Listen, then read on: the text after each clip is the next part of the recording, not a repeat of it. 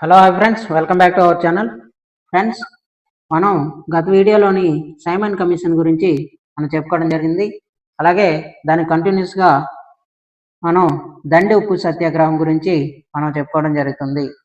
ఏంటండి, ఈ దండి ఉప్పు సత్యాగ్రహం గురించి మనం ఈరోజు చెప్పుకుందాం. అయితే ఈ సత్యాగ్రహాన్ని, దండి ఉప్పు సత్యాగ్రహాన్ని శాసన ఉల్లంఘన ఉద్యమంగా పిలువబడుతుంది. అలాగే గాంధీజీ నాయకత్వం వహించిన తర్వాత చేపట్టిన రెండవ ఉద్యమే ఈ శాసన ఉల్లంఘన ఉద్యమం. అయితే ఈ శాసన ఉల్లంఘన ఉద్యమాన్ని 1930 సంవత్సరంలో మార్చి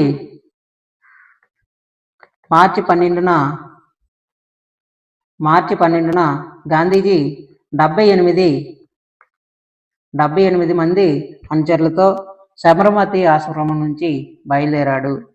ఎక్కడి నుండి? సబర్మతి ఆశ్రమం నుండి బయలుదేరాడు.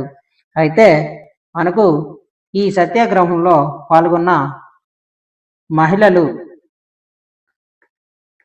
ఈ శాసనోల్లంఘన ఉద్యమంలో పాల్గొన్న మహిళలు: దుర్గాబాయి దేశ్ముఖ్, ఉక్కు మహిళ, అలాగే ఆంధ్ర మహిళ. ఆంధ్ర ఉక్కు మహిళ ఎవరిని పిలుస్తారండి? దుర్గాబాయి దేశ్ముఖ్.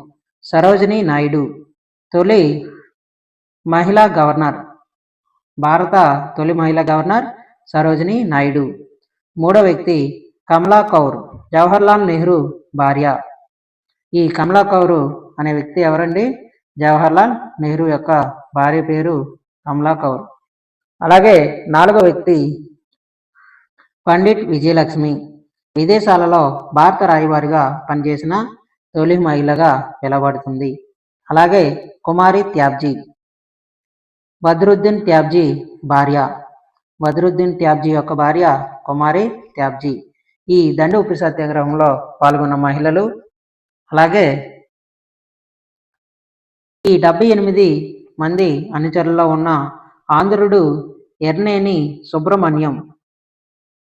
ఈ ఎర్నేని సుబ్రహ్మణ్యం అనే వ్యక్తి కృష్ణా జిల్లాకు చెందిన వ్యక్తి ఎర్నేని సుబ్రహ్మణ్యం. అయితే 1930 సంవత్సరంలో ఏప్రిల్ 5న గాంధీ దర్శన్ గ్రామానికి చేరుకున్నాడు. ఎప్పుడండి? 1930 సంవత్సరంలో ఏప్రిల్ 5న గాంధీజీ దర్శన గ్రామానికి చేరుకోవడం జరిగింది. అయితే ఏప్రిల్ 6న ఉప్పును తయారు చేసి ఉప్పు చట్టాన్ని ఉల్లంఘించాడు. అలాగే 1930 ఏప్రిల్ 6న దండి ఉప్పు సత్యాగ్రహాన్ని ప్రారంభించడం జరిగింది. అయితే వివిధ ప్రాంతాల్లో దండి ఉప్పు సత్యాగ్రహాలకు నాయకత్వం వహించినది సరోజినీ నాయుడు. సూరత్, దర్శన్, కొటారు ప్రదేశానికి నాయకత్వం వహించారు. అయితే రాజాజీ వేదారణ్యం నుండి తిరుచునాపల్లి వరకు నాయకత్వం వహించడం జరిగింది. అయితే ఖాన్ అబ్దుల్ గఫర్ ఖాన్, ఈయనేమో వాయువ్య భారతదేశం వరకు నాయకత్వం వహించడం జరిగింది. అలాగే మనం ఖాన్ అబ్దుల్ గఫర్ ఖాన్ గురించి కొన్ని ప్రత్యేకమైన విషయాలు తెలుసుకుందాం. పఠాన్ తెగవారిని అహింసా మూర్తులుగా మార్చి సరిహద్దు గాంధీగా పిలువబడ్డాడు. ఏంటండి? పఠాన్ తెగవారిని అహింసా మూర్తులుగా మార్చి సరిహద్దు గాంధీగా పిలువబడిన వ్యక్తి ఖాన్ అబ్దుల్ గఫర్ ఖాన్. అయితే ఖుదాయ్ ఖిద్మత్ గార్డ్ లేక దైవ సేవకులు సంఘం స్థాపించాడు. అలాగే ఇతని అనుచరులు ఎర్ర చొక్కాల దళంగా పిలువబడ్డారు. ఇతని యొక్క అనుచరులు ఎర్ర చొక్కాల దళంగా పిలువబడిన వారు ఖాన్ అబ్దుల్ గఫర్ ఖాన్ అనుచరులు. అయితే దండి ఉప్పు సత్యాగ్రహం ప్రారంభించినప్పుడు బ్రిటిష్ వైస్రాయ్ ఇర్విన్. ఎవరండి? దండి ఉప్పు సత్యాగ్రహాన్ని ప్రారంభించినప్పుడు బ్రిటిష్ వైస్రాయ్ ఎవరు? ఇర్విన్. సైమన్ కమిషన్ను సైమన్ కమిషన్ సమర్పించిన నివేదికలో అంశాలు చర్చించడానికి ప్రారంభమైన రౌండ్ టేబుల్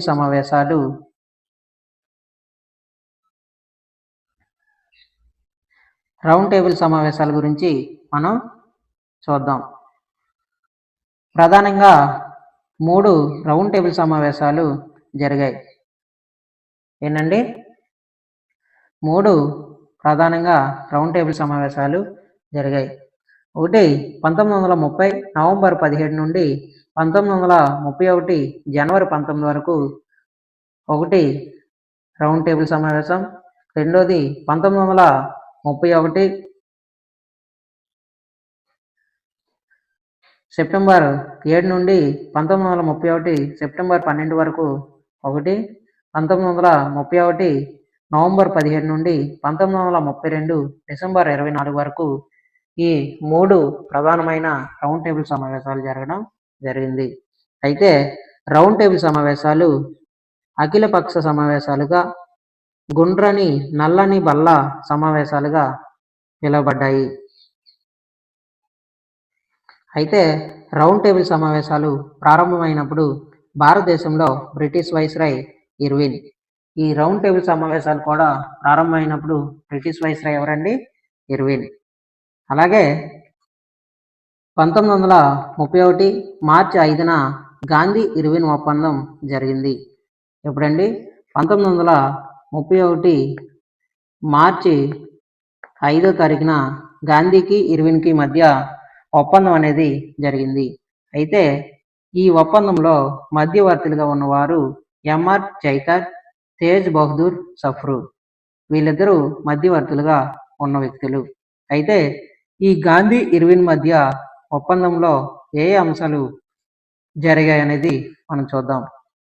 గాంధీ దండి ఉప్పు సత్యాగ్రహాన్ని నిలిపివేయాలి, అలాగే 2వ రౌండ్ టేబుల్ సమావేశానికి హాజరు కావాలి, అలాగే బ్రిటిష్ వారు ఉప్పు పన్ను రద్దుపరచాలి. ఈ 3 విషయాలు కూడా గాంధీ ఇర్విన్ మధ్య జరిగిన ఒప్పందాల్లో అంశాలు. అలాగే 1931 సెప్టెంబర్ 12న గాంధీ లండన్ నగరంలో జరిగిన 2వ రౌండ్ టేబుల్ సమావేశానికి హాజరయ్యాడు. ఎప్పుడండి? ఈ 1931 సెప్టెంబర్ 12వ తారీఖున లండన్లో జరిగిన 2వ రౌండ్ టేబుల్ సమావేశానికి గాంధీజీ హాజరవడం జరిగింది. అయితే 2వ రౌండ్ టేబుల్ సమావేశానికి గాంధీ వెంట వెళ్ళిన వారు ఎవరయ్యా? ఈ గాంధీజీకి 2వ రౌండ్ టేబుల్ సమావేశానికి వెంట వెళ్ళిన వారు మదన్ మోహన్ మాలవ్య. 1916 సంవత్సరంలో బెనారస్ హిందూ విశ్వవిద్యాలయం స్థాపించాడు. వెంట వెళ్ళిన వ్యక్తి ఎవరు? మదన్ మోహన్ మాలవ్య. అలాగే సరోజినీ నాయుడు, భారత తొలి మహిళా గవర్నర్. వీళ్ళిద్దరూ కూడా 2వ రౌండ్ టేబుల్ సమావేశానికి గాంధీజీ వెంట వెళ్ళిన వారు.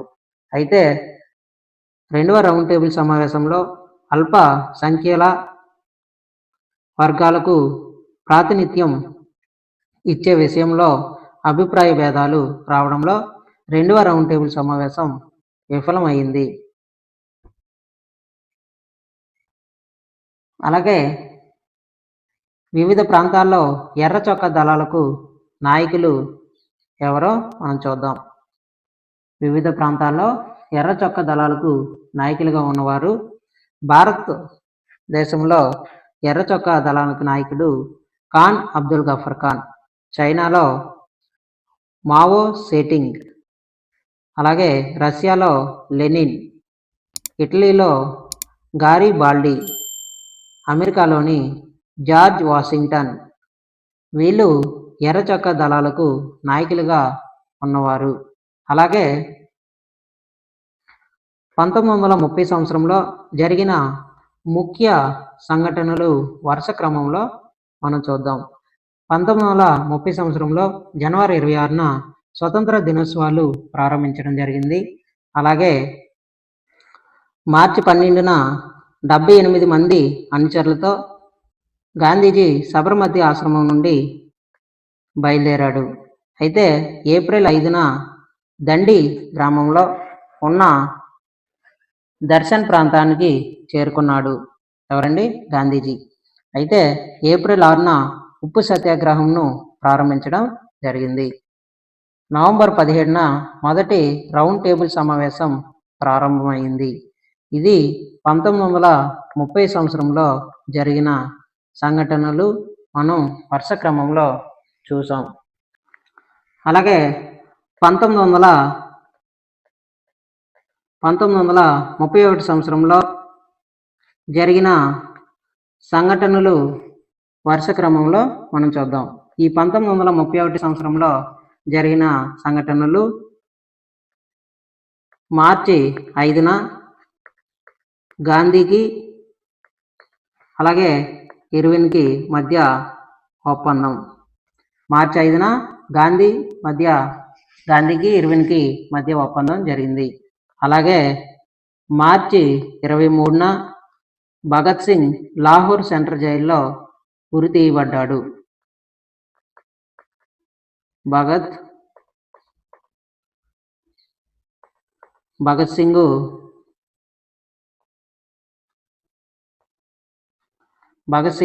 లాహోర్ సెంట్రల్ జైల్లో ఉరి తీయబడ్డాడు. అలాగే సెప్టెంబర్ 7వ తారీఖున లండన్ నగరంలో 2వ రౌండ్ టేబుల్ సమావేశం జరిగింది. లండన్లో 2వ రౌండ్ టేబుల్ సమావేశం జరిగింది. అలాగే సెప్టెంబర్ 12న గాంధీ 2వ రౌండ్ టేబుల్ సమావేశానికి హాజరయ్యాడు. ఇది 1931 సంవత్సరంలో జరిగిన సంఘటనలు వరుస క్రమంలో మనం చెప్పుకోవడం జరిగింది. ఓకేనా ఫ్రెండ్స్, ఇది ఇవాల్టి వీడియో. మీకు ఈ వీడియో నచ్చినట్లయితే లైక్ చేయండి, షేర్ చేయండి, అలాగే మన ఛానల్ని సబ్స్క్రైబ్ చేసుకోండి. Thanks for watching.